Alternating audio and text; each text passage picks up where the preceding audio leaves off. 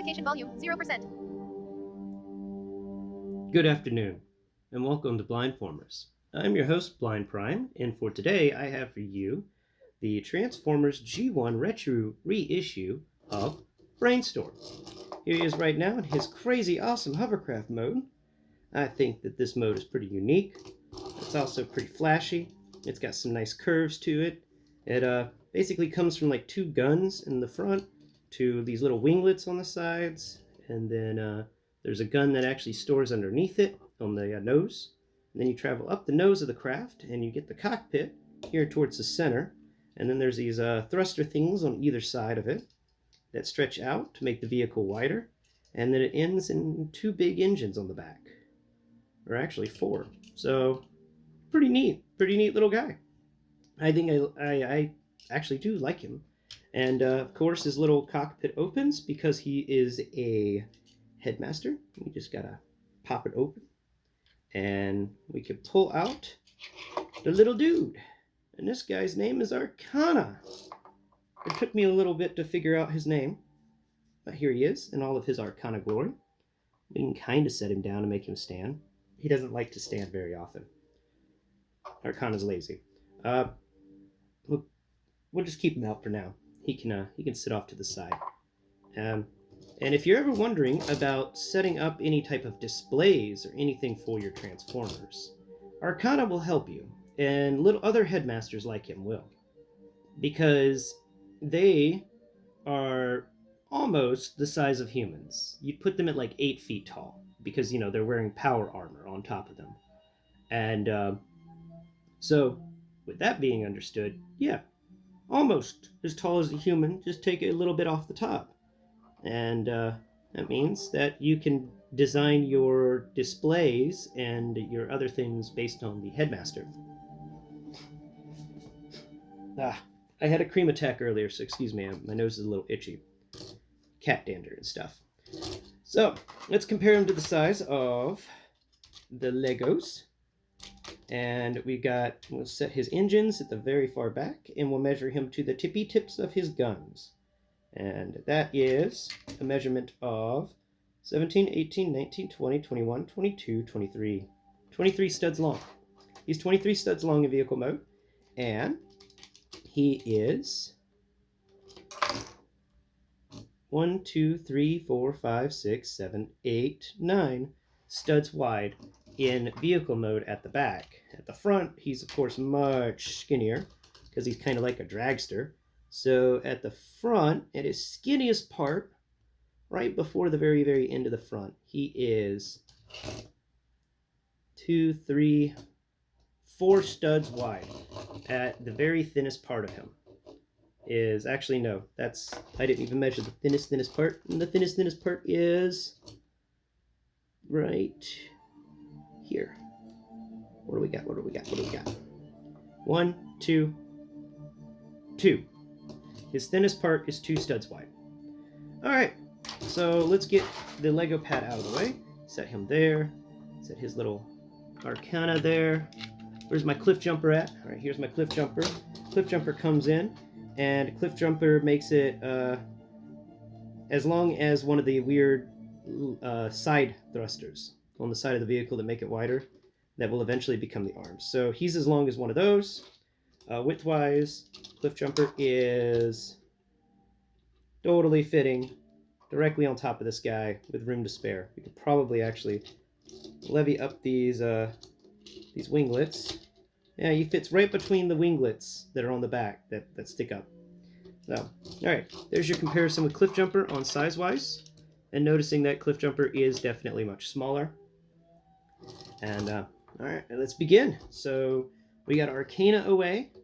And now we gotta reach underneath the robot and pull off the gun that you put there earlier. This gun isn't attached to the robot mode. In the vehicle mode to begin with. You just gotta kind of pull it off a little bit, I think.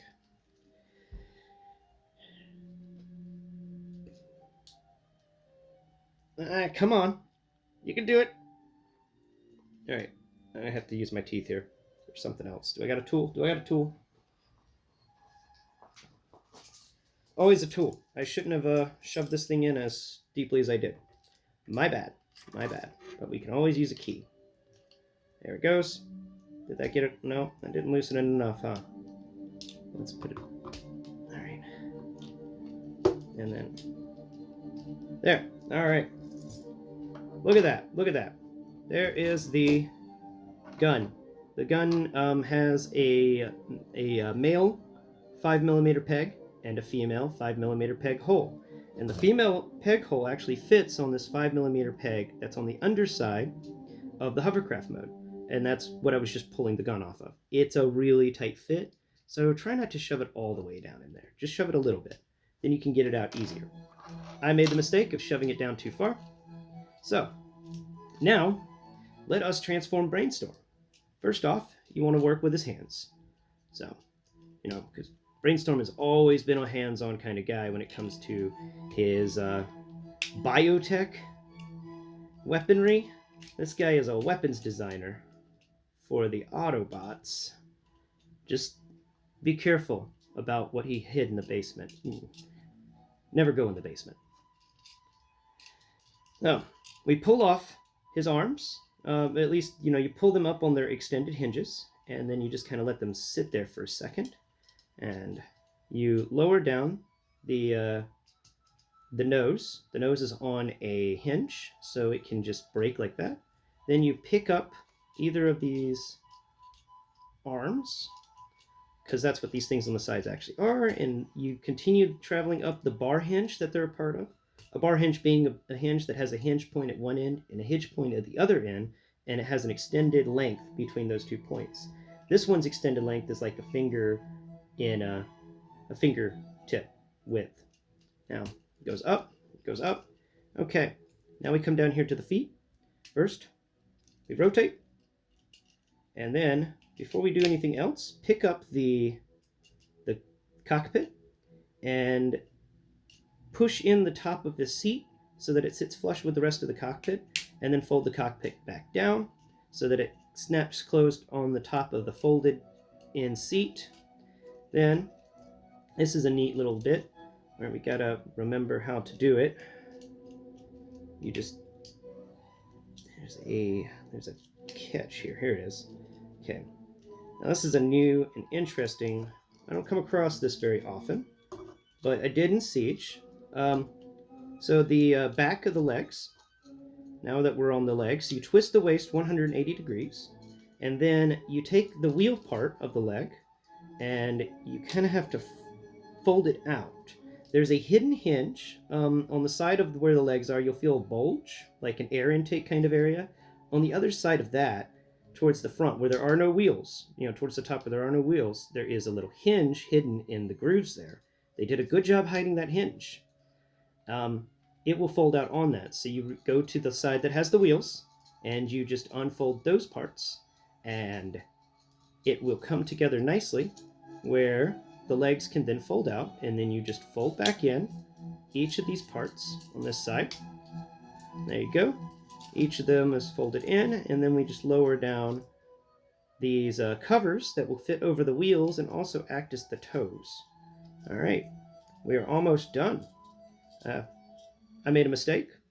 Don't rotate the waist 180 degrees. Do not bother with that. I just realized that was my bad. So that's my B. Don't do that. You don't need to waste the time. So now we work on the arms again, and what we're going to do is we're going to go and feel down the length of the arm till you feel where the fist is, hidden underneath this air intake kind of area. It's molded to feel like an air intake.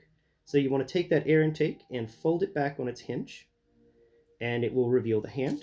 And you want to follow through with that same step on the other side. So fold back the air intake covering to reveal the hand. Then fold the arms at the elbow. He does not get double elbow joints, sadly, but he is kind of nice looking.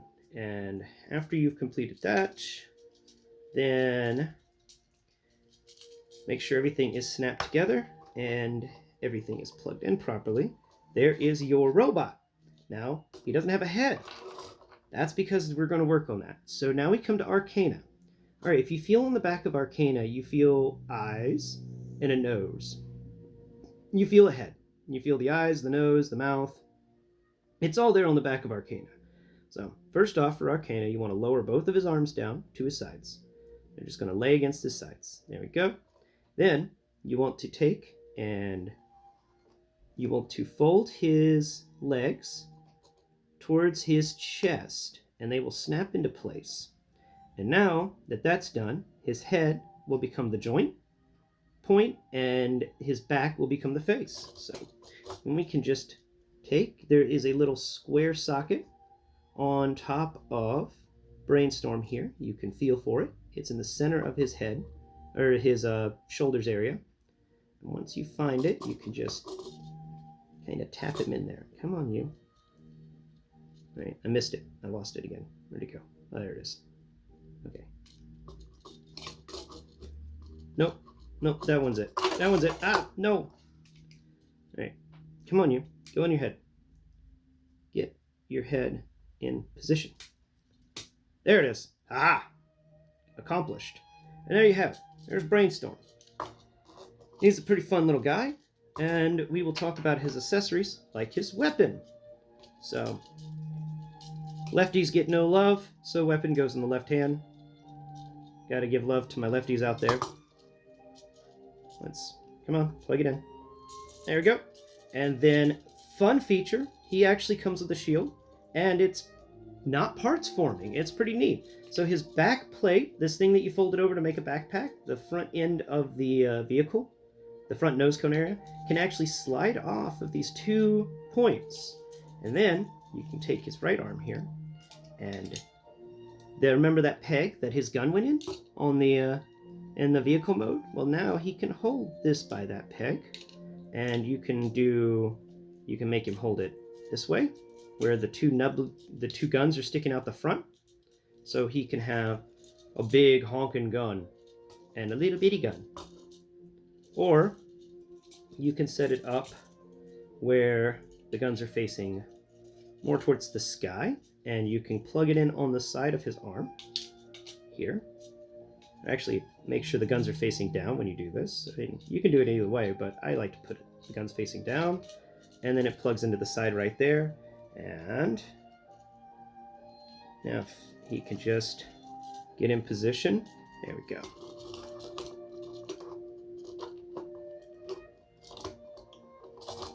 Now that's a weapons designer for you. You know, he's got a gun that becomes a shield and a better gun, or attaches to his shield and a better gun. He's got a multi-purpose shield, and of course you would think a weapons designer would design a multi-purpose shield. So let's make him stand up straight instead of an action pose so we can get correct measurements on him. Here you go. Stand up straight and at attention, Brainstorm. I know you're not in the army, you're more of a civilian contractor, but you know, you got to listen to these orders. So let's get to it. So grab him by his head, and there it is. He is 17, 18, 19 studs tall. He is on the short and stout side. Yeah, 19 studs tall. He's not a very tall Transformer, as opposed to others. Let's get a Bumblebee out here. Here's our Bumblebee. Hey, hey. You see, this dude does enjoy keeping his stance. Bumblebee can stand right next to him, and Bumblebee will go up to this guy's just above the waist, a little bit, halfway up the core of this dude's body. So there's Bumblebee. We'll set him in front as a good comparison. Bumblebee actually comes halfway. His backpack goes most of the way up the cockpit window, but his head is actually a little lower down on the cockpit window. That makes up the chest, so we'll set Bumblebee off to the side there. Alright, my thoughts on this guy is his transformation's a lot of fun. It's simple, it's easy, but it's also enjoyable. There's little fun tricks in it, like those folding out panels for the legs. Transformation-wise, it's not too complicated, but it is a little complicated. And I'll give it a 5 out of 10 for transformation complexity. And I will give it a 7 out of 10 for the transformation funness, the ease of transformation, how much you enjoy doing it. You can just transform this guy Recording back will be and stopped forth. and saved when you answer call. And incoming call, potential spam. I think with that potential spam incoming call, I'll let you guys go. Y'all have a wonderful day. And remember to please do all the things that people ask you to do when it comes to YouTube channels. And please share me with friends. Call, missed call, I'm potential spam trying to get more out there. 561-462-0967. Potential spam call detected. Unknown name 561-462-0967. Learn more. System update ready to install. Tap